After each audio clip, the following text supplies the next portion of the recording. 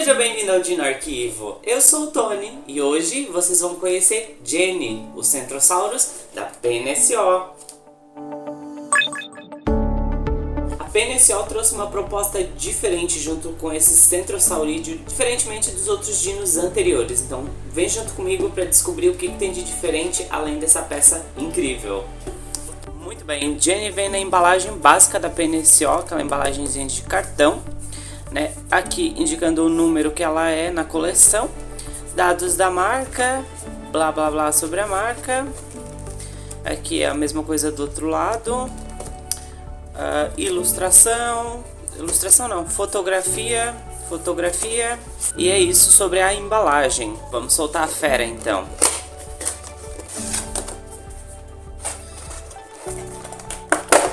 A embalagem tá bem firme, né? Bem presa, isso é interessante.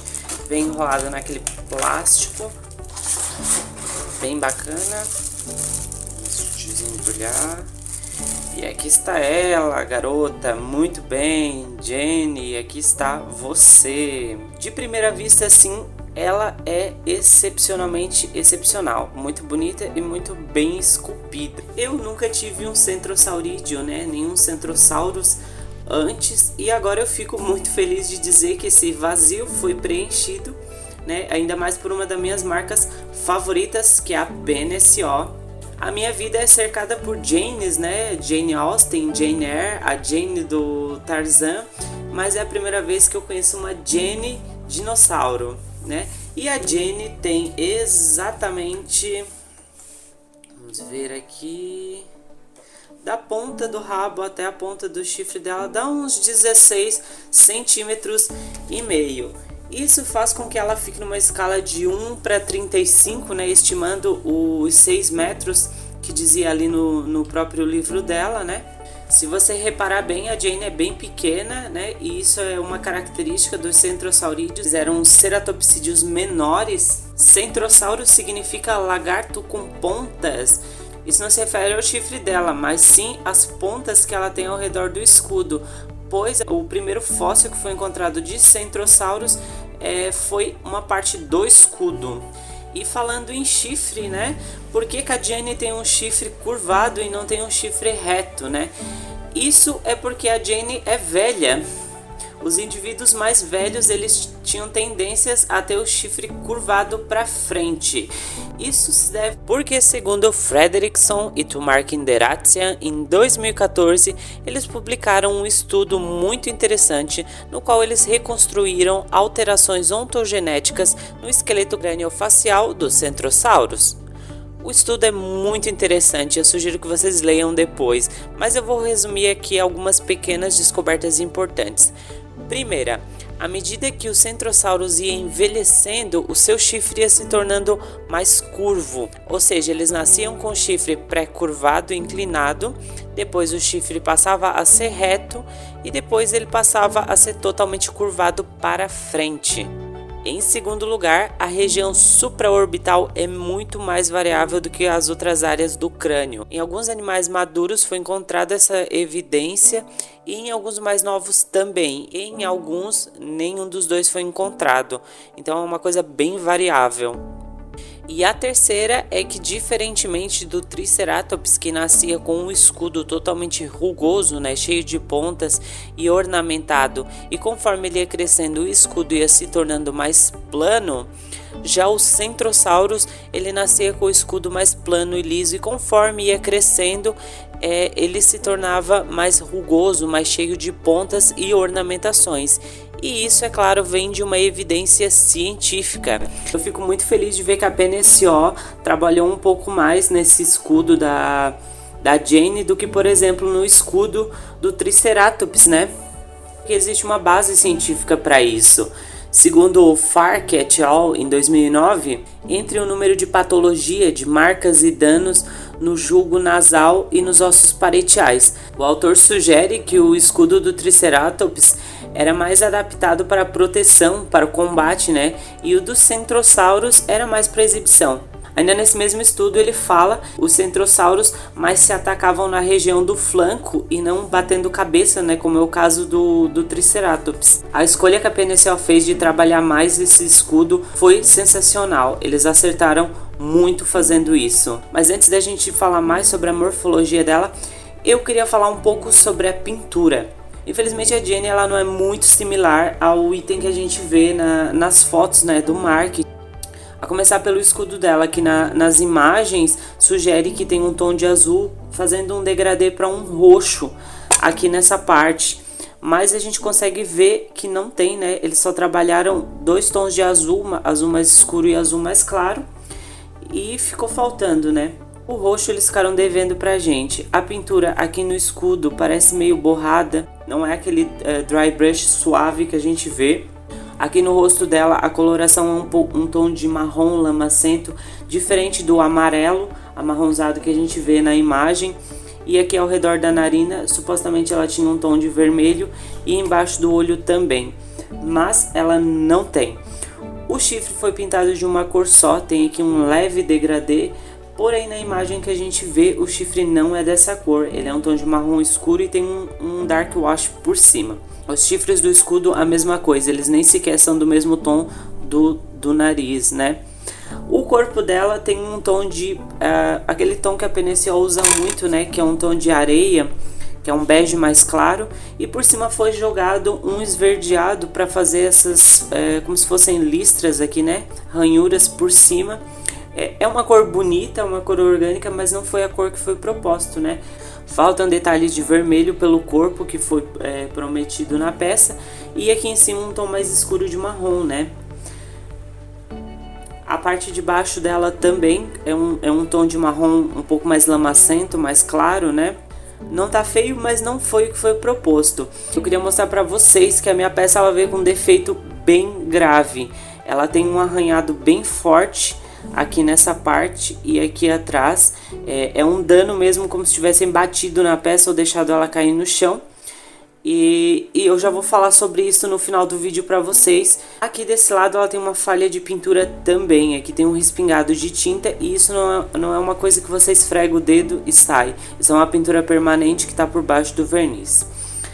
O dry brush de tons claros não funcionou muito bem. Ela parece assim que tá lixada, né? Que deixaram ela cair no chão e arranhou um pouco a peça. As patas naquele tom de marrom lama, como eu falei pra vocês, misturado com o verde. E desse lado ela tem uns detalhes em vermelho, diferentemente do outro lado, que aqui é mais puxado para um marrom. Se você observar bem, aqui é marrom e aqui é mais avermelhado.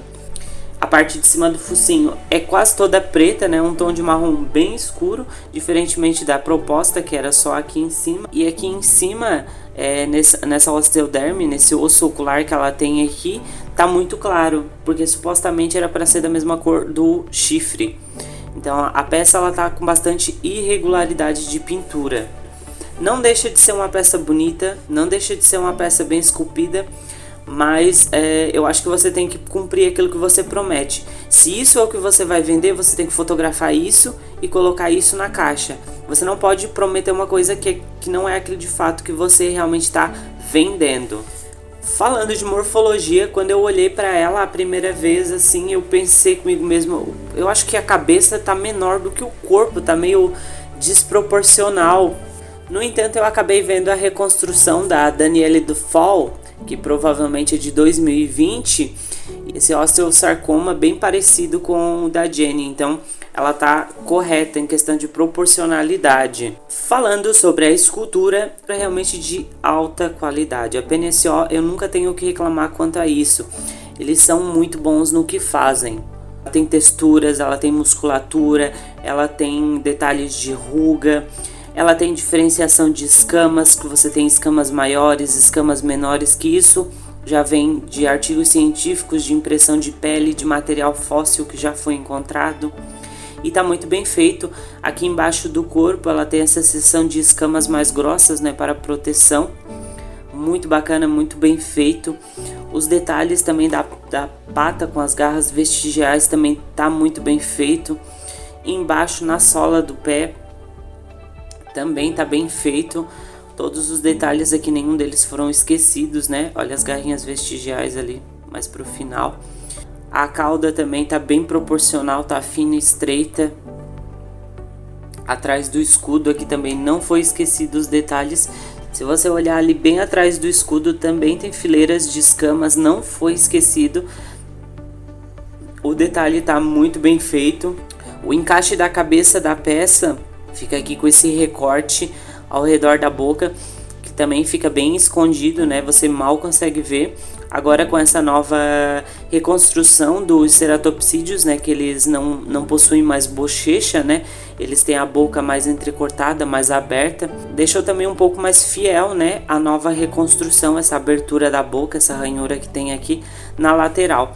Não chega a ser um incômodo. Ela tem as garrinhas pintadas, né, as 3 da frente e as 2 vestigiais de trás. Vou deixar vocês darem uma olhada mais de perto a quantidade de rugas que ela tem, né, aqui nas formações de pele debaixo do corpo. Essa textura de escama nova que a PNSO tá adotando tá muito boa. Isso, na minha opinião, começou na época do Allosaurus, né, que foi o primeiro vídeo da PNSO que eu trouxe para vocês.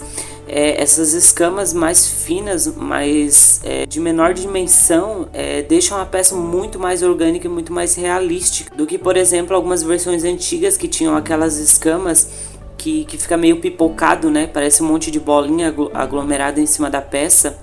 E eles estão trabalhando muito bem. Olha aqui, até o joelho dela tá muito bem representado e esculpido. E você vê a variação que tem de escamas. Ela começa mais larga, diminui, fica menor. Aqui embaixo nas dobras de pele também tá sensacional. Embaixo do pescoço não tem só escama, tem as dobras de pele, você tem músculo de bochecha. Enquanto a isso, a PNSO para mim é fantástica. Eles não esquecem de nenhum detalhe. Ela tem aqui o quadril mais quadradinho, né, mas apontando para cima, bem no estilo do Bieber, né, das reconstruções atuais. Agora eles falam muito sobre essa questão da quantidade de pele que tinha, né, para cobrir essa parte. Os dinossauros não eram tão gordos quanto pareciam. As peças estão mais bem feitas em questão de escultura. No entanto, parece que a PNSO progrediu na escultura, mas regrediu no caso de pintura.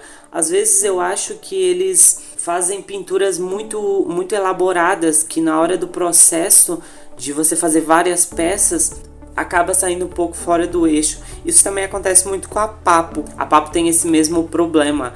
Algumas peças até vêm sem dark wash. Enfim, eu espero que isso não aconteça com a PNSO. Bom, vamos fazer algumas comparações de tamanho.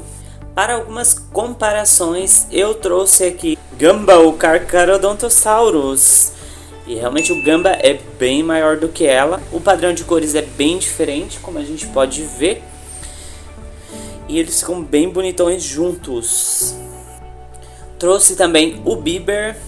Em questão de altura do corpo, eles são da mesma altura, né? As duas são da mesma altura. Só que o Bieber tem as placas ósseas, aí ele fica um pouquinho maior que a Jenny. Para comparar também, eu trouxe minha mini da PNSO, o Nada, o espinossauro bebê. E agora, fora do universo da PNSO, eu trouxe o Nasutoceratops da Collecta. Os dois ficam numa escala bem bacana. Se você reparar, a qualidade de diferenciação de escama da Jenny é muito melhor do que a do Nasutoceratops da Collecta. Por último, eu trouxe aqui o meu Triceratops 2018 da Schleich para comparar com a Jenny. E ele é bem grandão perto dela, né? Não é tão grande assim, mas ele é um pouco maior. E os dois ficam assim bem bonitinhos de casalzinho juntos. Uma das propostas que a PNSO trouxe nova foi a desse livrinho que agora acompanha a peça. Se você acompanha o meu canal, você sabe que antigamente a PNSO mandava um encarte, né? Que era um pôster todo dobrado assim. Esse é o do Gamba, né? O Carcharodontosaurus. E nesse mesmo pôster ele servia como um livrinho, né, um bookshelf do personagem. A PNSO tem essa coisa de sempre dar um nome, né, pra peça, pro item. E aí aqui vinha em chinês e do outro lado vinha em inglês. Contava a história da PNSO e contava a história do personagem. Mas agora a PNSO mudou o layout dela, né, o layout, e a partir de agora eles vêm com esse livrinho. Esse livrinho ele contém o que? Basicamente o que tinha naquele pôster, só que de uma forma mais alongada, né? Apresentação da marca, sobre os criadores. Aí aqui é um sumário, né? Eu sou Jenny, o Centrosaurus. Aqui são várias fotos da Jenny, né? Ou melhor, do modelo que foi feito, né? O protótipo da Jenny, que é muito bem pintado e muito bem esculpido, né? E aí aqui conta uma breve história da Jenny. Não como contava antes por exemplo, aqui no do Gamba, né? Que você tem uma história completa falando sobre o período que ele estava, o comportamento dele e dando também aquela personalidade, né, pro próprio dinossauro. O da Jane é bem básico, é uma historinha só falando sobre que ela é uma valente guerreira, falando sobre o período que ela viveu, mas bem curto e bem básico, falando sobre o chifre dela. E é só isso. Depois disso aqui a gente tem mais fotos da Jane, de vários ângulos.